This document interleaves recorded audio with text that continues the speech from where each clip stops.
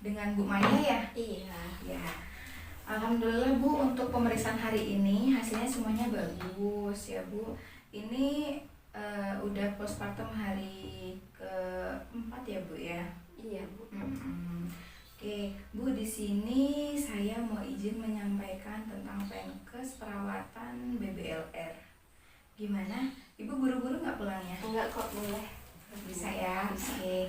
Jadi maaf sebelumnya Ibu udah pernah tahu belum apa itu BBLR? Apa udah pernah dapat pendidikan kesehatan ini di mana gitu? Belum deh kayaknya. Belum pernah dengar.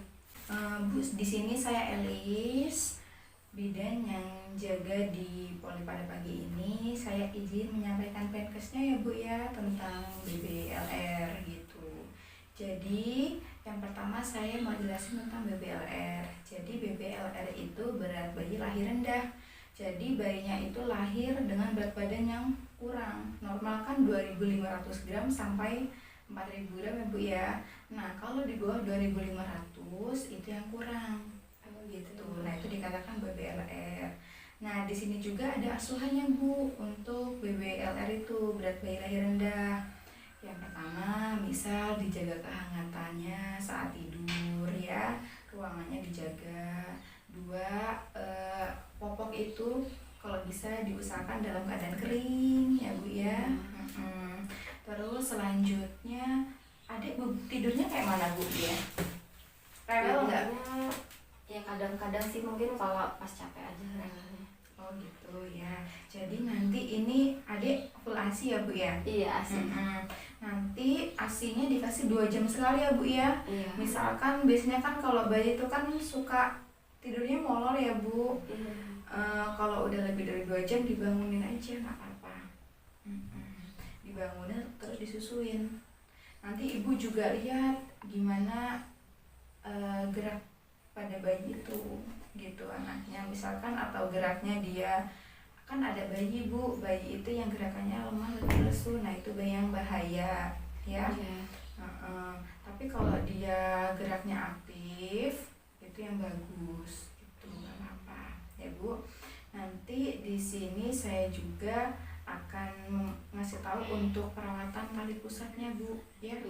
Nanti untuk perawatan tali pusat kalau bisa ini Bu nggak usah dikasih apa-apa. Kalau zaman dulu kan dikasih alkohol, dikasih betadine ya. Nah itu nggak boleh. Kenapa? Karena itu termasuk asuhan tidak sayang pada bayi ya. Gitu.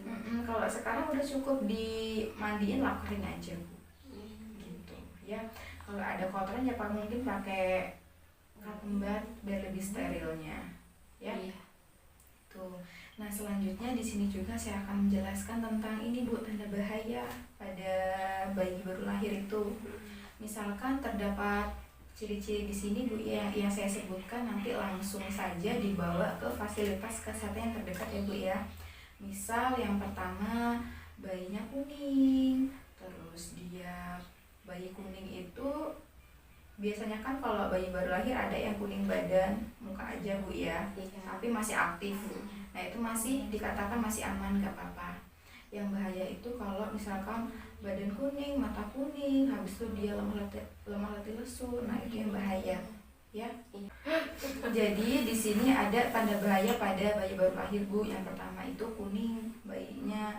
Kalau bayi kuning itu kalau masih nggak menyeluruh, hanya bagian badan, wajah, dan gerak dia masih aktif, itu masih dikatakan aman. Yang penting nanti ada terapinya, sering ASI ya, sering disusuin, sering jemur pagi ya Bu ya. Tapi kalau yang udah mengarah dia kuning, matanya juga kuning, dia terus geraknya kurang aktif, nah itu yang bahaya. Bayinya demam lebih dari 37,5 atau bayinya kedinginan di bawah suhu 36, nah itu langsung ya ke fasilitas kesehatan yang terdekat. Misalkan bayinya dia ini Bu, tali pusatnya merah, bengkak, nah itu juga bahaya. Mual muntah berlebih, maksudnya muntah keterusan, beda sama gumoh ya Bu ya. Kalau gumoh kan dia mungkin karena habis nyusu belum kita sendawain jadinya balik. Kalau mual muntah itu dia muntah keterusan Bu, tanpa henti. Terus ada juga bahaya dia itu disentri atau diare ya Bu ya. Jadi biasanya kalau bayi baru lahir itu kan emang sering BAB Bu, tapi dicirenin. Kalau disentri itu BAB-nya dia ada lendir darahnya Bu. Oh gitu. Gitu. Heeh. Gerak bayi nggak aktif juga kita kita lihat.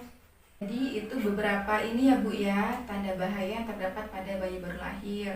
Kalau terdapat tanda-tanda tersebut, langsung aja bawa bayi ke bidan atau ke fasilitas kesehatan yang terdekat ya Bu. Iya. Selanjutnya di rumah nanti bisa juga Bu untuk perawatan BBLR ini, berat bayi lahir rendah. Di rumah diterapin ini Bu, metode kangguru. Udah pernah tahu atau pernah dengar? Atau pernah searching gitu Bu? Yang di depan ini dada bukan?